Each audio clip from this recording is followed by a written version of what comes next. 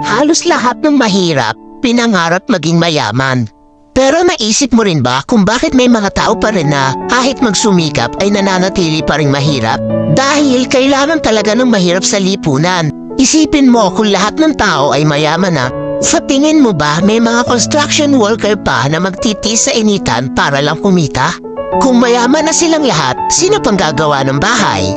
Yung mga magsasaka, kung lahat sila mayaman na, magbibilad pa ba sila sa araw para magsaka at magbungkal ng lupa? Kung hindi na, ano nang kakainin natin? Kung lahat tayo ay mayamang negosyante, sino pang magiging trabahador? Mas marami mang mahirap sa lipunan, pero sa totoo lang, sila ang higit na kapaki-pakinabang. Bakit? Dahil mas marami silang alam na trabaho na pinakikinabangan ng mayayaman.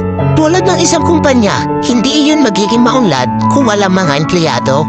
Kahit na gaano kahirap ang trabaho sa isang kumpanya, kahit na masama pang ugali na nagpapatrabaho, di ba natitiis ng taong gipit? Lalo na kung may binubuhay na pamilya. At higit sa lahat, hindi mo makikita ang tunay na mapagbigay at matulungin sa kapwa kung walang mahirap na tinutulungan.